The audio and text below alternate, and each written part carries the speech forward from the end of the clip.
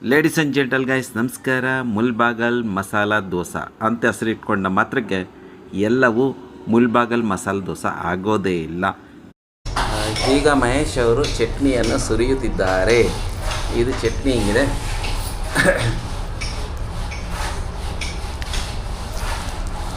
Guys, ಇದು ಮುಲ್ಬಾಗಲ್ ಮಸಾಲ ದೋಸೆ ನಮ್ಮ college ಮುಂದ್ಗಡೆನೇ open ಆಗಿದೆ. ನಮ್ಮ ಮಹೇಶ್ ಅವರಿದ್ದಾರೆ. ಮಹೇಶ್ ಅವರು ಮುಳ್ಬಾಗಿಲು ದೋಸೆ ಮಾಡೋದ್ರಲ್ಲಿ ಎಕ್ಸ್ಪೋರ್ಟು. ಇವಾಗ ನಾವು ಇದನ್ನು ತಿಂತ ಇದ್ರ ಬಗ್ಗೆ ಮಾತಾಡ್ತಾ ಹೋಗೋಣ. ಏನಿದೆ, ಏನೇನು ಕಮ್ಮಿ ಇದೆ, ಏನೇನು ಗೊತ್ತಿಲ್ಲ, ಏನೇನಿದೆ ಅಂತ. ಯಾಕೆ ಈ ವಿಡಿಯೋ ಮಾಡ್ತಾಯಿದೆ ಅಂದರೆ ನಮ್ಮ ಮಹೇಶ್ ಅವರು ಇದ್ದಾರೆ, ಇವ್ರಿಗೆ ಇದ್ರ ಮಾಹಿತಿ ಚೆನ್ನಾಗಿದೆ. ಅದರಿಂದ ಏನೇನು ಕಮ್ಮಿ ಇದೆ ಅಂತೇಳಿ ಇವ್ರ ಹತ್ರ ಮಾತಾಡ್ತಾ ಹೋಗೋಣ. ಸೊ ಸ್ಟಾರ್ಟ್ ಮಾಡಿ ಮಹೇಶ್. ಸೊ ಮಹೇಶು ಮತ್ತು ನಾನು ಇವಾಗ ಇಬ್ಬರು ದೋಸೆ ಸ್ಟಾರ್ಟ್ ಮಾಡ್ತಾಯಿದ್ವಿ. ಫಸ್ಟಿಗೆ ಅದು ಖಾಲಿ ದೋಸೆ ಇರಬೇಕು. ಸೊ ಇದು ಪ್ಲೇನ್ ದೋಸೆ. ಇದು ಮಸಾಲ ದೋಸೆ. ಅದು ಮಸಾಲ ದೋಸೆ. ಒಂದು ಕಡೆ ಸೀದೋಗ್ಬಿಟ್ಟಿದೆ. ಅಂದರೆ ಅಲ್ಲಿ ನಾವು ನೋಡಿದಾಗ ತುಂಬ ಚೆನ್ನಾಗಿತ್ತು, ಗರಿಯಾಗಿ. ಈಗ ನಾವು ಪಾರ್ಸಲ್ ತೊಗೊಂಬಂದು ಮೆತ್ತಗಾಗ್ಬಿಟ್ಟಿದೆ. ಸೊ ಮೆತ್ತಗಿದ್ರೂ ಬರೀ ನಾನು ಫಸ್ಟ್ ಚಟ್ನಿ ಜೊತೆಗೆ ತಿಂಡಿ ಹೇಳ್ತೀನಿ. ಸುರೇಶ್ ಹೇಗಿದೆ? ಇವಾಗ ಪಾರ್ಸಲ್ ಇರೋದ್ರಿಂದ ಏನೋ ಸ್ವಲ್ಪ ಹಾರ್ಡ್ ಆಗಿದೆ, ಸ್ವಲ್ಪ ಗಟ್ಟಿ ಥರ ಇದೆ, ಸಾಫ್ಟ್ ಆಗಿಲ್ಲ. ಈಗ ನಾನು ಪಲ್ಯದ ಜೊತೆ ತಿಂದು ನಿಮಗೆ ರುಚಿಯನ್ನು ಹೇಳ್ತೇನೆ.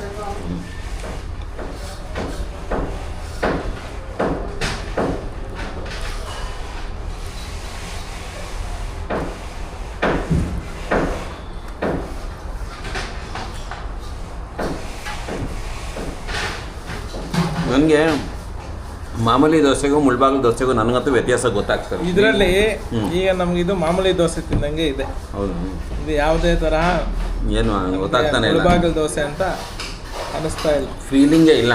ನನಗೂ ಆ ಫೀಲಿಂಗ್ ಮಾಮೂಲಿ ದೋಸೆನೇ ಇದೆ. ಯಾಕೆಂದ್ರೆ ತಣ್ಣಗಾಗಿರೋದು ಕಂಗಾಗಿರೋದು ಹೆಂಗೆ ಇಲ್ಲ, ಇದು ತಣ್ಣಗಾಗಿರೋದಕ್ಕಲ್ಲ.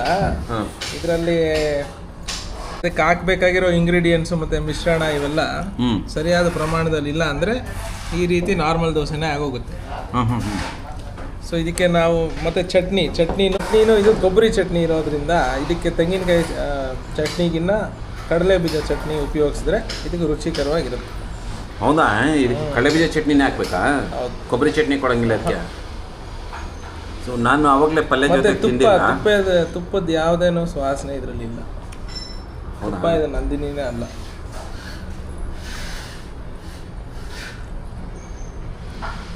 ಹಾಗಾಗಿ ಇದು ನನಗೆ 2 out of 5. Even in cleanliness ಸೇರಿ ಅವ್ರು ಮಾಡಿರೋ ಇದರಲ್ಲಿ. ಅಲ್ಲ, ಇದು ರೈಟ್ ವೈಸ್ ನೋಡೋಕೆ ಹೋದರೆ ಪರವಾಗಿಲ್ಲ.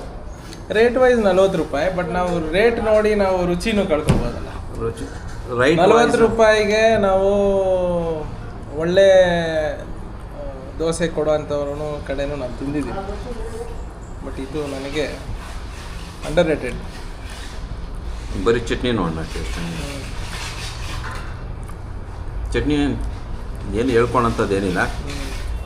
ಅಲ್ಲ, ನಾವು ಇವಾಗ ಇದೊಂದು ನಾವು ಕೆಟ್ಟದಾಗಿ ಏನು ಯೋಚನೆ ಮಾಡ್ತಾ ಇಲ್ಲ. ಯಾಕೆಂದರೆ ಇದರಲ್ಲಿ ನೆಗೆಟಿವ್ ಅನ್ನೋದು ನೆಗೆಟಿವ್ ಹೇಳ್ತೀರಿ, ಪಾಸಿಟಿವ್ ಆಗಿದ್ರೆ ಪಾಸಿಟಿವ್ ಹೇಳ್ತೀರಿ. ಅಲ್ಲ, ಇವಾಗ ಇದು ಇಲ್ಲ, ತಣ್ಣಗಾಗಿರೋ ಕಾರಣ ಒಂದು. ಎರಡನೇದು, ನೀವು ತಣ್ಣಗಾದ್ರೂ ತಿನ್ನಬೇಕು, ರುಚಿ ಇರಬೇಕು. ಆ ರುಚಿ ಮತ್ತು ಸುವಾಸನೆ ಇದರಲ್ಲಿ ಬರ್ತಾ ಇಲ್ಲ. ಏನಾಗುತ್ತೆ ಗೊತ್ತಾ ಕಿರಣ್, ದೋಸೆ ಯಾವತ್ತೂ ತಣ್ಣಗಾದ್ಮೇಲೆ ಟೇಸ್ಟ್ ಬೇರೆ, ಬಿಸಿನೇ ಟೇಸ್ಟ್ ಬೇರೆ.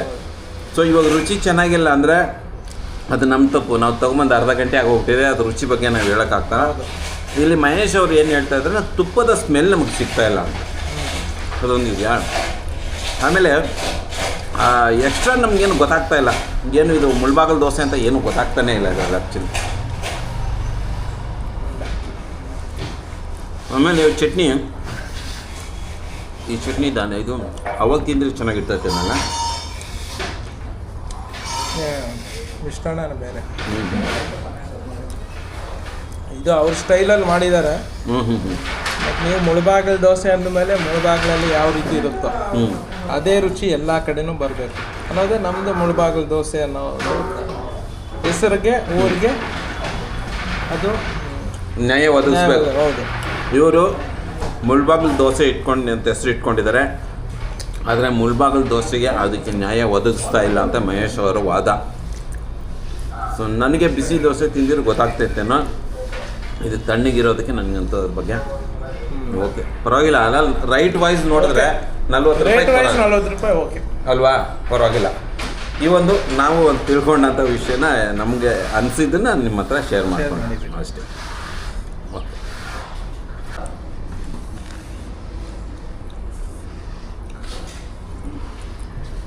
ಗಾಯ್ಸ್, ಮುಳ್ಬಾಗಿಲು ದೋಸೆ ಬಿಸಿನೇ ತಿನ್ನಿ. ತಣ್ಣಗಾದ್ಮೇಲೆ ದೋಸೆಯ ಟೇಸ್ಟು ಅದು ಬೇರೆ ಥರನೇ ಆಗಿಬಿಡುತ್ತೆ. ಆದ್ದರಿಂದ ದೋಸೆ ನೀವು ಯಾವಾಗ ತಿಂದರೂ ಬಿಸಿನೇ ತಿನ್ನಿ. ಯಾಕೆಂದರೆ ಪಾರ್ಸಲ್ ಕಟ್ಸ್ಕೊಂಬಂದಿರ್ತೀವಿ, ಅದು ಮೆತ್ತಗಾಗ್ಬಿಡುತ್ತೆ, ಅದರ ಟೇಸ್ಟೆಲ್ಲನೂ ಬದಲಾಗ್ಬಿಡುತ್ತೆ. ಸೊ ಇದಾಗಿತ್ತು ಒಂದು ನಮ್ಮ ಹತ್ರ ಸಿಗುವಂಥ ಮುಳ್ಬಾಗಿಲು ದೋಸೆ ಹೇಗಿದೆ ಅಂತ ತೋರಿಸುವಂಥ ಒಂದು ಸಣ್ಣ ಪ್ರಯತ್ನ. ವಿಡಿಯೋ ಇಷ್ಟ ಆಗಿದ್ದರೆ ಲೈಕ್ ಮಾಡಿ, ನಮ್ಮ ಚಾನಲ್ ಸಬ್ಸ್ಕ್ರೈಬ್ ಮಾಡ್ಕೊಳ್ಳಿ. ಇನ್ನೂ ಅಕ್ಕಪಕ್ಕ ನಿಮ್ಗೆ ಯಾವುದಾದ್ರೂ ಒಂದು ಹೋಟೆಲ್ದು ಒಂದು ರಿವ್ಯೂ ಬೇಕು ಅಂದರೆ ನಿಮಗೆ ಕಾಮೆಂಟ್ ಮೂಲಕ ತಿಳಿಸ್ಬೋದು. Thank you so much guys. Healthy food ತಿನ್ನಿ, ಹೆಲ್ದಿಯಾಗಿರಿ, ಯಾಕೆಂದರೆ health is wealth. Thank you.